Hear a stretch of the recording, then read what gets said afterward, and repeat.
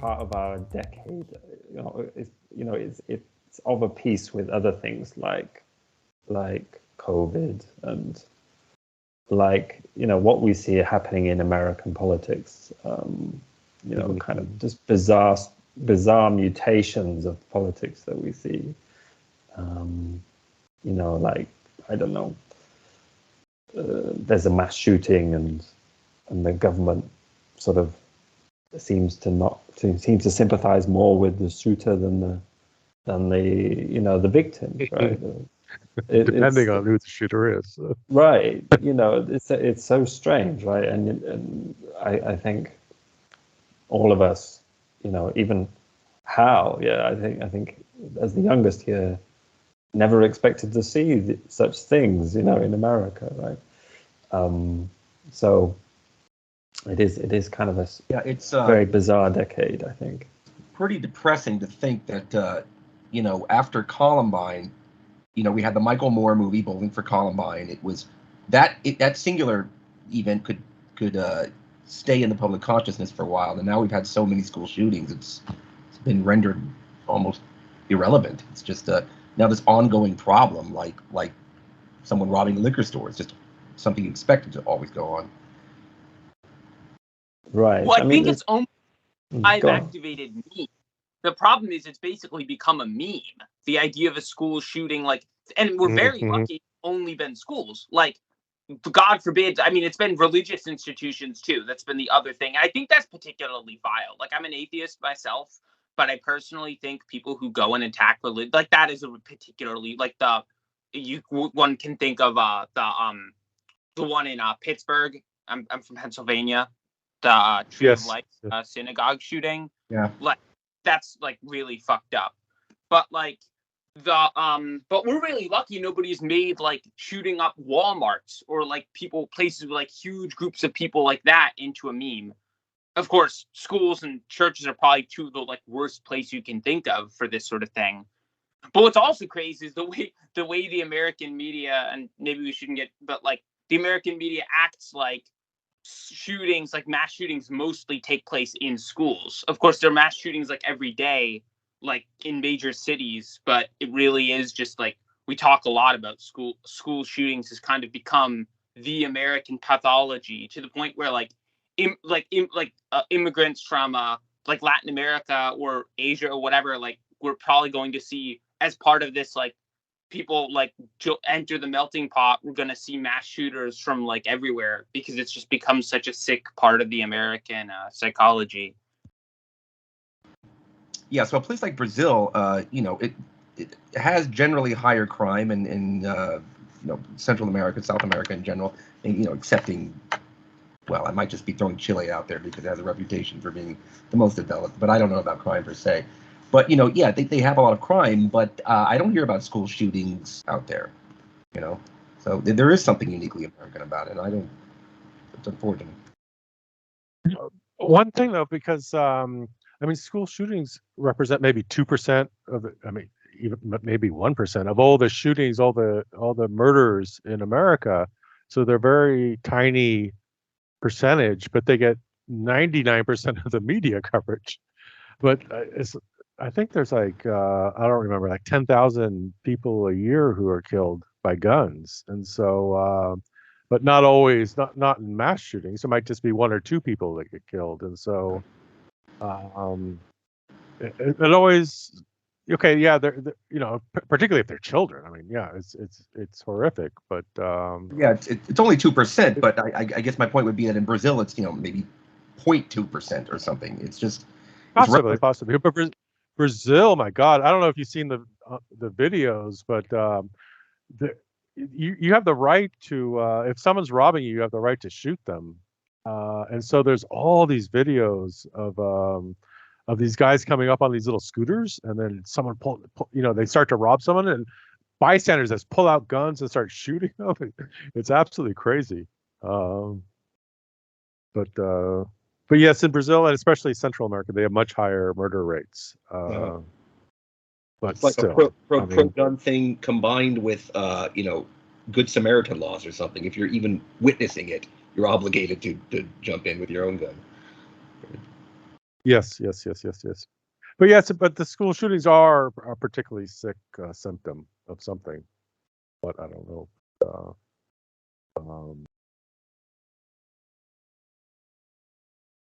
Cultural narcissism, Christopher Lash, or I don't know. I'm sure someone's has ideas on this.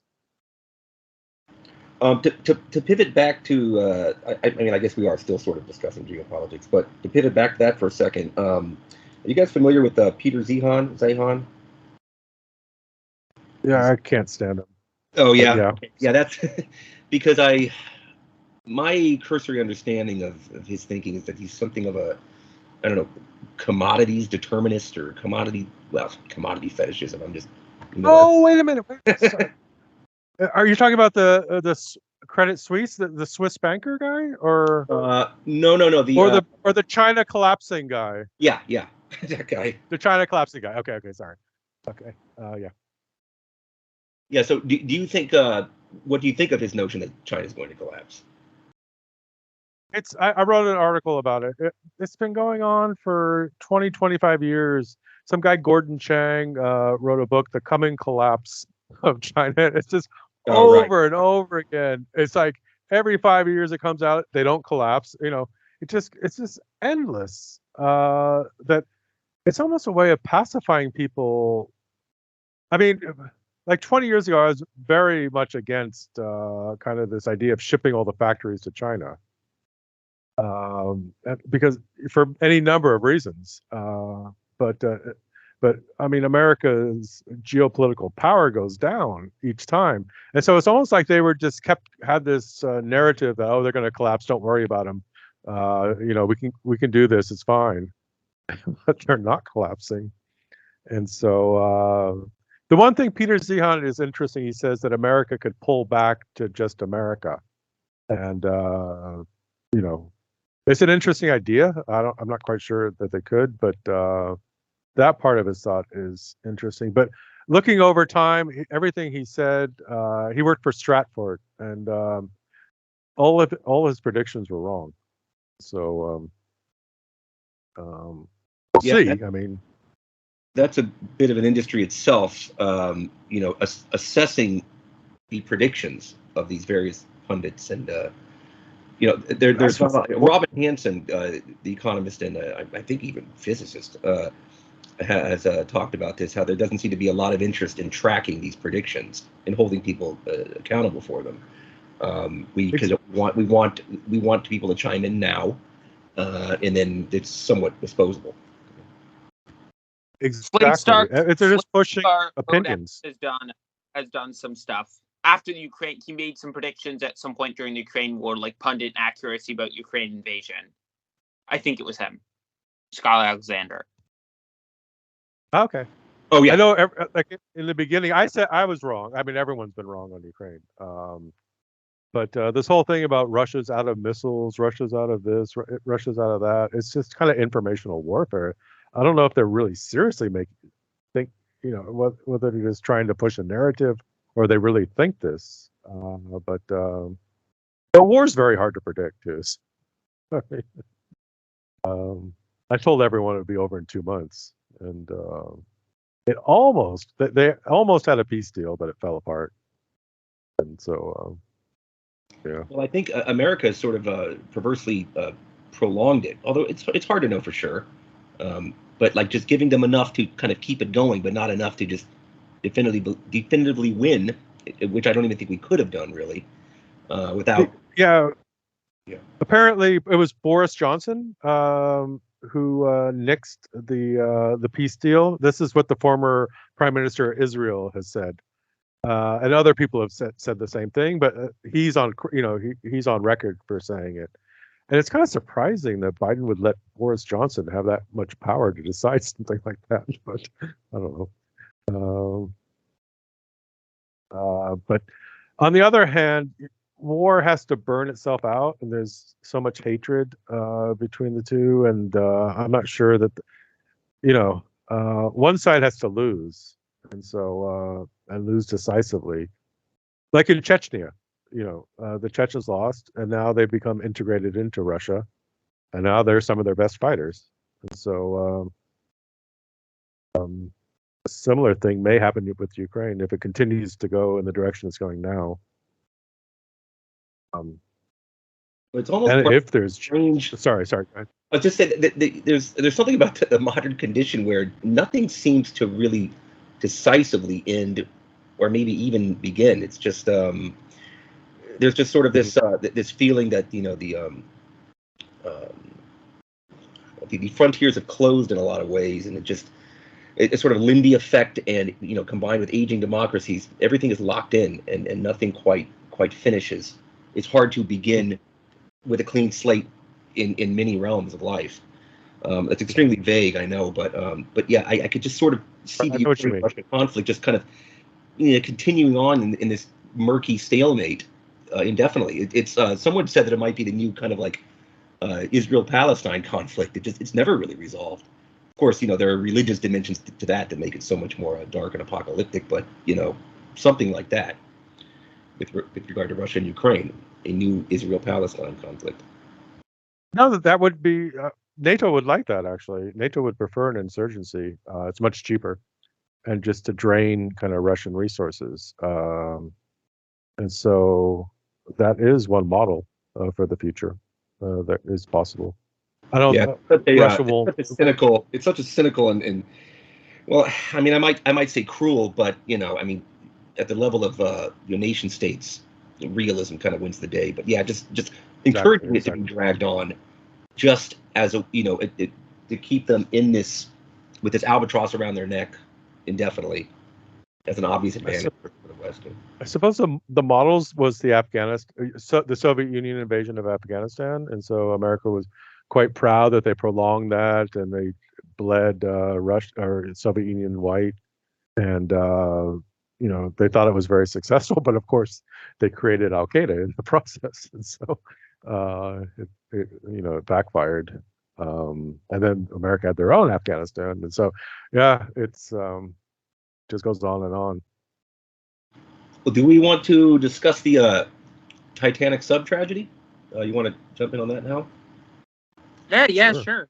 Yeah, no, I just wrote a blog post, and I've been fascinated with the Titanic for actually quite some time. It was a book, one of my granddad collected a lot of books on all manner of topics, history especially, but one book he had was on the Titanic, and I remember looking through that thing, and it was one of these big illustrated books. Somebody went and did like really haunting like visuals of what the ship. Ken Marsh was the artist name.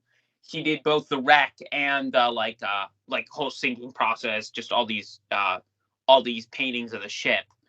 And like I think there are just so many powerful associations. I think to be interested, like the Titanic, anything Titanic related, nothing is ever small. Like the James Cameron movie had to be the most successful movie of all time. I guess until the Avatar movies. A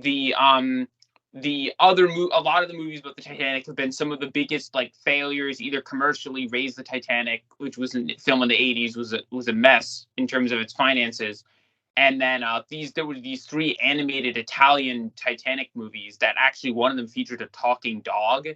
These were like extremely terrible, garbagey movies, but like they were off the scale in terms of how bad they were. So, and similarly, like it's seemingly anything that involves. It seems like everyone who's interested in the Titanic in some way is kind of infatuated with the spirit of gigantism. They're really interested in the big and the tragic, and I think that ultimately, since a lot of our society denies tragedy, the Titanic is kind of a reminder that this is something that just always will be with us in many ways. And that doesn't necessarily. And I think that the takeaway from that should not be that people shouldn't try to do big things. And maybe it's in a certain nature of things that a lot of our attempts to change the world for the better will fail, or a lot of our attempts to really push the limit will fail, and they're maybe destined to fail in some cases, or they will fail. But I don't believe that's a reason to stop trying to do them necessarily. What I found interesting or troubling about the whole story was that apparently, I think it was on Sunday that the U.S. Navy heard the explosion or implosion, and so they kind of knew what happened, but then they didn't say anything, and then the media started pushing it, and then there's this talk about tapping, people tapping this sounds, and so the whole story got really pushed and promoted, and everyone was talking about it, and then in the end, the truth came out, and it apparently imploded as they descended. It just very sad. Yeah, there's a lot of the way it fits into kind of culture war and political discussion. I mean, beyond just kind of the obvious "that's a tragedy" sentiment. Let's see, it has implications for regulation. There was a lot of the right sort of made hay out of progressives, allegedly being very cruel and cold and very callous about these rich guys dying. Now, I don't think that represents most of the progressive or liberal attitude there, but you did see some of that. But and aside from that, I thought it was interesting that they immediately thought to tap James Cameron. I mean, for obvious reasons, but I saw him discussing it, and he seemed to know a lot about. He was speaking somewhat like an engineer on this, and I just thought absolutely, I saw that. He was very intelligent for an American director to talk like that. I mean, I can't see Paul Thomas Anderson having much to add, or Martin Scorsese having much to add to news of the day in that way. So it's interesting what James Cameron represents as a movie director here. He's been down to the ship like 55 times. More than that. He himself is like an active marine explorer in many ways. He's probably been down to the ship more times than anyone else, I would actually say. Yeah. So he definitely would know his stuff on this particular topic. I mean, I guess the other way this has been deployed is really the argument made by some people, like there's the regulation element, but there's also the element of essentially I think there's two ways of reading this sort of. One way is just oh, this is hubris, which I think is definitely true. This is kind of an age-old human thing. But you also have people kind of using it to push a sort of safetyist narrative. The idea that this shouldn't be allowed, or this sort of behavior is so in addition to the anti-rich angle.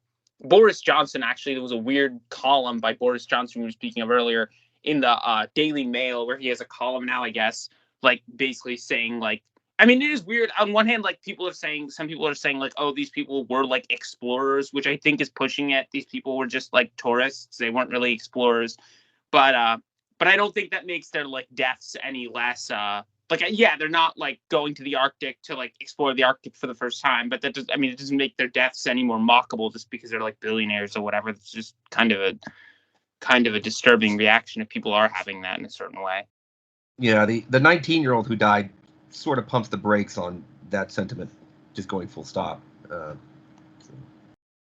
think that something that kind of symbolized the strangeness of the whole thing was this game controller, this Logitech game controller, wireless thing.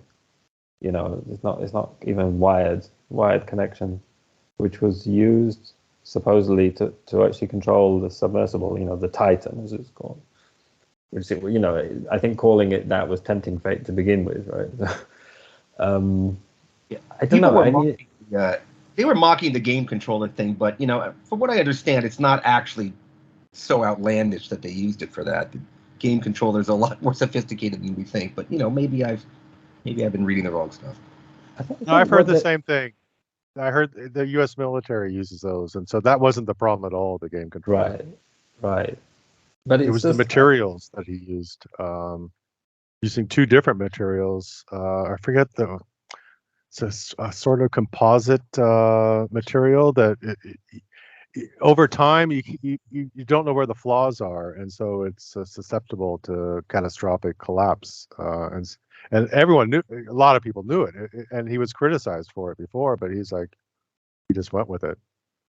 Well, it was carbon. It was carbon fiber, and these things. Yeah, carbon fiber. Thank you. So these things are supposed to be like relatively spherical or like oval shaped. They're not supposed to be basically like more box shaped, but they made more box shaped because they wanted to fit more people in there, as opposed to normally these things are more like bathysphere style shape. Yeah, he made like a cylinder, and then he put two, I thought, titanium kind of half domes on each side, to get more people in. But whenever you use two different materials, there's a junction between materials, which is always going to be difficult. And then apparently the carbon fibers you can have flaws in them, and there's no way to know until it fails. And so right. I think people will just, okay, the Logitech thing may not be, a kind of the real cause of the problem, but I think in a way it's just kind of symbolic in a sense. Even if the U.S. military uses these, it suggests some kind of lack of seriousness about the U.S. military, I think, as well. Yeah, that there's some kind of off there. Yeah, when you're using such things. The interview I heard, the person said there's always redundancy with the U.S. military, so they use these things, but they always have other ways to do it as well. And so, in case they break. Whereas this guy didn't, I don't believe. Right. Yeah. I mean, that's that. But I think it's just, in a way, it's just kind of symbolic, and people kind of pick up on that there's something off. It's like when you have a general who's wearing a dress, and so on. It just seems like kind of weird for the military, right? So I think people were mocking in the sense because they were reacting in a way to the shock of the new. It's just a kind of a strange event to happen. Somebody's going down to the Titanic in this apparently, kind of misconceived submersible, and these people are billionaires, and you would think that they would know better, right? So they obviously were intelligent people, to make such money. And even the CEO was on board, right? So if somebody knows what the limitations of that thing, he should know. The argument that the people making decisions here didn't have any skin in the game doesn't quite work because of that. Right. Exactly. Yeah. So it is a kind of a strange event, and people react to these strange events with a certain amount of bewilderment, I think, and mocking is a kind of one. I mean, I agree that it's distasteful, and I think it's callous. But yeah, there's a kind of oddity about the event, really. There's kind of this type of folly, really, and obviously a level of, as Hal said, hubris, and I would say self-delusion on the part of the people running that company. And it is strange. I mean, we do see in today's world people behaving in very strange ways, which we would expect them to know better, right? We wouldn't, people who should be educated, who should be, we assume that they are educated, that they are well informed about things, but they do very strange things. Kind of reminds me of what Ballard's prediction from exactly 20 years ago. The advanced societies of the future won't be governed by rationality. They will be driven by systems of mass psychopathology. The future is basically competing systems of mass psychopathology. So I think when these kind of events occur, and not just these events, but all kinds of weird events, strange events, they are kind of symptoms in a way of this kind of psychopathology, which has taken grip of our societies, really. a kind of collective insanity in a way. And people, and this kind of brings it home in a sense, yeah, when something like this happens, yeah, that something is not really quite right. Believe it or not, there's actually a connection between these two things. The Titanic, the original Titanic expedition in 1985 to find the wreck. The search for the Titanic was actually a cover story. They did happen to find the Titanic, but the U.S. military was actually looking to retrieve two nuclear weapons.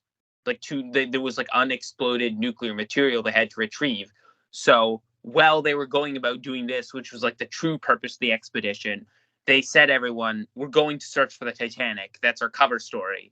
And they actually ended up finding the Titanic, but that wasn't the primary purpose of the mission.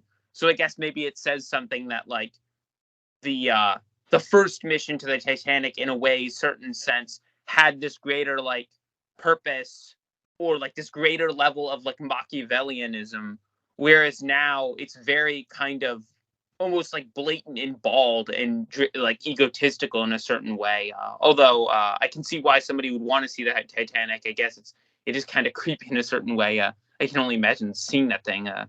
You could think having nightmares seeing like those, even the photos of like, or the paintings of what the wreck looks like. That's really interesting what you say there, Hal, about trying to retrieve some kind of nuclear material. It sounds like a fusion of James Cameron's Titanic, of course, and then James Cameron's The Abyss, if you remember that film. At the beginning of that, there was this naval expedition to sort of defuse or somehow neutralize Soviet. Or it might have been an American sub, but it had crashed due to this kind of alien entity living under the ocean, and they had to sort of neutralize that threat. So yeah, those two things seem to have come together in this True Life 1985 discussion or event. The Abyss, yeah, I'm just going to mention that because I think that's a really bit of a kind of an underrated film. A lot of people haven't seen The Abyss. Very expensive. Of course, overshadowed by later, more expensive Cameron films. But yeah, it's pretty incredible. I liked it a lot. That year actually saw a lot of underwater movies. It's one of those not coincidental coincidences where a certain string of movies that come out in a certain year all have a similar theme. So there was this is just trivia, but yeah, in 1989 there was Leviathan and Deep Star 6. Those are more like horror movies, but there was this kind of underwater adventure thing going on, sci-fi horror in that year. But The Abyss was like the crown jewel of them. Yeah, and especially it cost a amount of money to make. That's why the Pirates movies, I believe, like the later ones, are still either the most expensive or among the most expensive movies ever made, because they involved so many water elements. Yeah. Do you remember the movie Waterworld, which now is fairly forgettable, actually, but that was the huge expensive water movie of the mid 90s. But yeah, the James Cameron now is associated with precisely that kind of big budget water themed film. But yeah, the Waterworld with Kevin Costner, that was quite expensive too, and they made a lot of headlines for that reason. And one of the reasons, though, for the expense of Waterworld was that Kevin Costner demanded some reshoots to conceal his hair loss. Oh my God! Really? Oh my goodness. Yeah. He was he had a bit of a Norwood problem, and when he saw the dailies, as I think they're called in the business, he said, "Well, we've got to reshoot that because I don't look at my best there."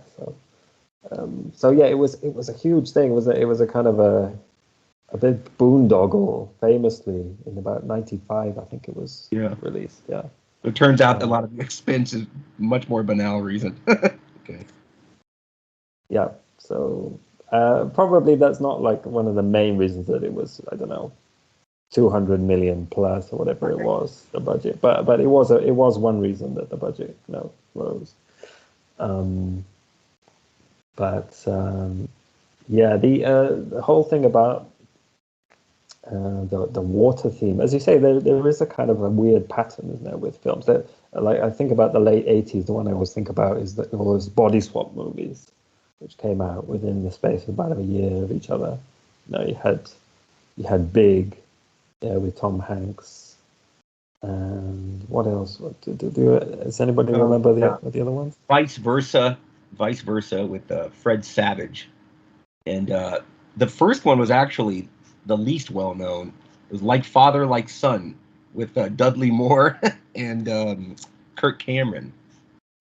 Right. I mean, why does that happen? Is there a kind of rational explanation for this phenomenon? Well, scripts get passed around, and people, hear of it, and there's this sort of, a certain sort of script or theme arms race emerges.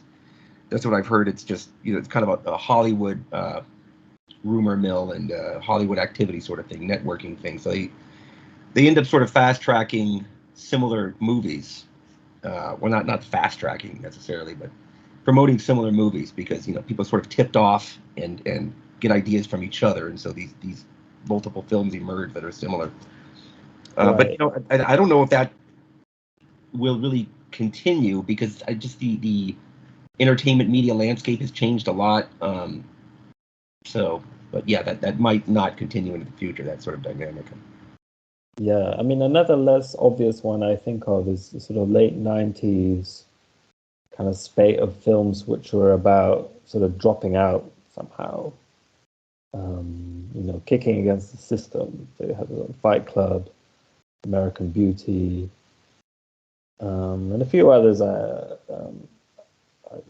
Maybe Truman Show could be included in this as well, in a sense. Kind of a sense of regular life is kind of dreary, somehow unreal, and you have to break out of it. That was, I think, it's a kind of a zeitgeist thing. There's something in the air, and it produces these stories. Probably the weirdest. I mean, if you think about it, like before, like in the decade prior to the coronavirus, you just saw an explosion of like dystopian YA books, like YA novels, as well as movies, The Hunger Games and so on. Divergent. This became a major theme, and part of me wondered, like, how much of the COVID stuff, which seemed very dystopian and something out of a movie like that, how much of that was almost inspired by? Because I think of it this way. Like a bunch of like Silicon Valley executives of themselves mentioned that they've been inspired by sci-fi in various ways. Like Jeff Bezos and Elon Musk have mentioned they're like inspired by sci-fi. But it is a good question, almost especially with the way AI is now kind of based on what we populate into it. A bunch of people are saying, oh, AI is coming up with a bunch of dystopian visuals. But that's what we've almost said what the future is. All our depictions of the future are dystopian in various ways. So almost the more and more of this we put into the environment, the more and more our idea of what the future or of what social control looks like resembles what we've kind of memed into existence through our pop culture. Yeah. Oh, and it occurs to me, by the way, Freaky Friday. Freaky Friday is probably the biggest body swapping thing ever, and it wasn't even about men; it was mom and daughter.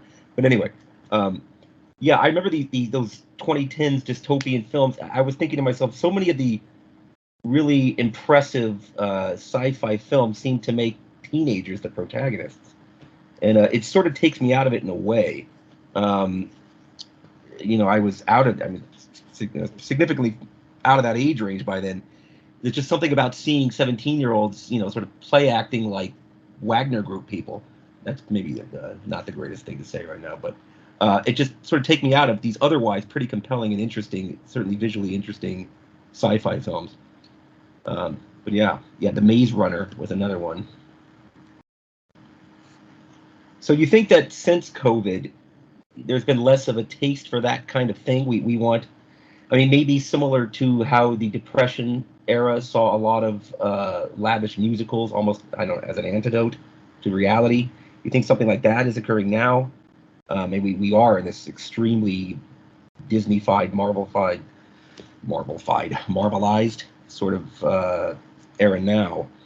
I think the connection is probably pretty tenuous, but I think with Hollywood, Hollywood has become more and more a sort of propaganda operation, and the idea of any kind of social critique is kind of disappearing. from the menu, really. I mean, this is not exactly new. I mean, we know that, the US government has been involved in film production probably since the beginning, really. And it got heavily involved, during the Second World War, for example. And I would say that sort of as the film, cinema generally, I think, has declined since the 70s, when I think the 70s was a kind of peak, really, for some certain types of films, from American films. As it has declined and become kind of more impoverished as an art form, then its function has shifted more and more to sort of consensus, building, really, and the sort of Chomsky phrase of sort of manufacturing consent and so on. So the whole idea of some kind of genuine social critique coming from Hollywood, it just seems to me more and more implausible now. Right? So the whole dystopia, I think, with dystopia, now that there's a sort of discourse that we are living in a dystopia, which I think was not really taken seriously until some years ago, maybe 2016. This started to become a sort of talking point, somewhere around there. So before, in the sort of time of the Hunger Games, let's say about a decade ago or more, it was kind of like, well, this might happen in the future, right? It's the kind of, just like as with Orwell, it's a kind of warning, right, about what could happen. Whereas now, something like Hunger Games came out, people will say, well, aren't we living in the Hunger Games, right? This is the kind of discourse now, which has become mainstream, right? That we're living in a dystopia. So Hollywood is not going to produce those kind of things.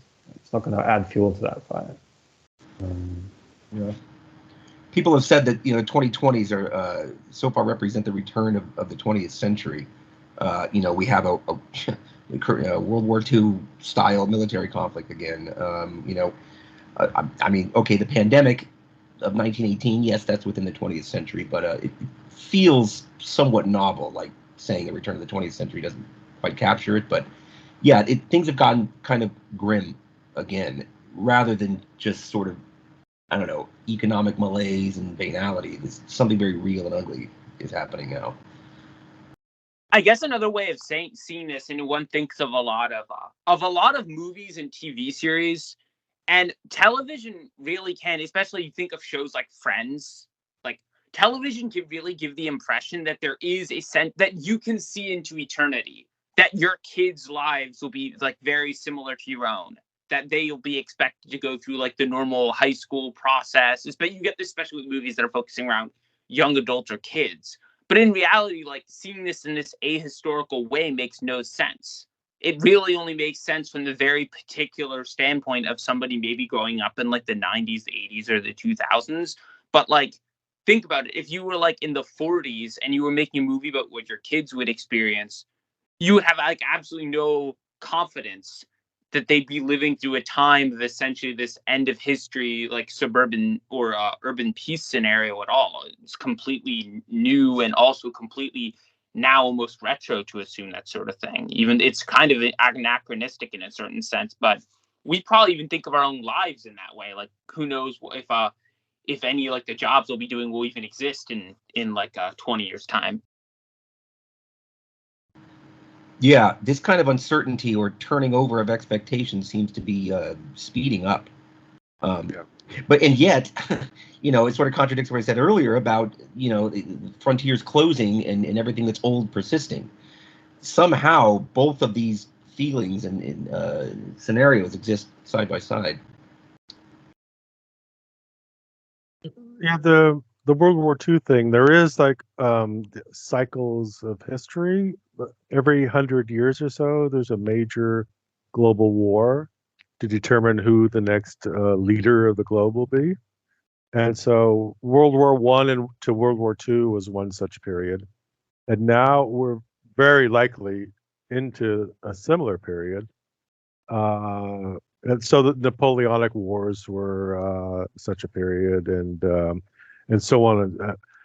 And so it's likely that typically they last 30 years on and off, and so we're probably going to be in for a rough stretch for a while if the pattern holds. I mean, you never know. And so depending on where our lives fell, I mean, a lot of people just hit it perfectly, after, born in, say, in the 50s or whatever, and then or other people, who were born more recently are going to now maybe have go through a tough period of time, on top of all the technological change where everything's constantly changing and so much innovation that it's hard to have any bearings. Yeah, that's something we didn't even get into, but this AI suddenly leaping onto the map in a really big way. I mean, just a year ago, who saw that coming? I mean, well, about a year ago is when it sort of was, really percolating. But late last year, beginning of this year, it just became this huge thing. I worked in I worked with chat bots and then voice bots in 2017, 2018, and if you're in the industry, it seemed like a big deal. But then things sort of went idle, and then now it's back with a vengeance. We've gone from it's sort of a current thing timeline. It's pandemic, Ukraine, AI. What a weird collection of stuff. Yes. Yeah. I guess, does anyone have any final thoughts? Not to sound like Jerry Springer, but.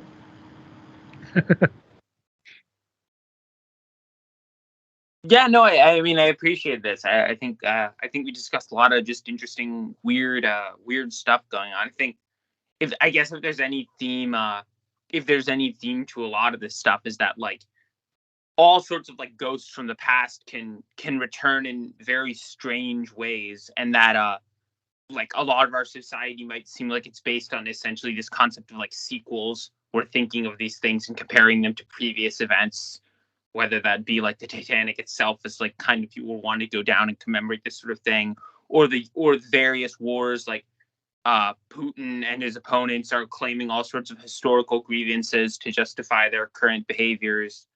But it really, I mean, if there's any like proof to the lie that like history's ended, I think almost this entire like past decade and a half has really demonstrated that in many ways.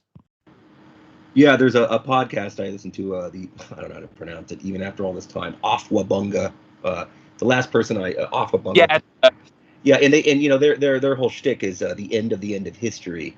They're sort of assessing the demise of this apolitical period. That sort of the high watermark being the 90s. Yeah, the 90s. Mm-hmm. I was going to include the 2000s, but 9/11 broke with that. Yes. Yeah, exactly. And just speaking of that, speaking of history returning, in the 2000s, I remember hearing a lot about stateless actors and fourth generation warfare and all this stuff. And then now with Ukraine, now it's the previous generation is back. So there are both new things and the surprising return of old things, all occurring on top of each other. What's interesting, Wagner could be considered a fourth generational actor. I mean, they're stateless in a way. I haven't heard anyone analyze that.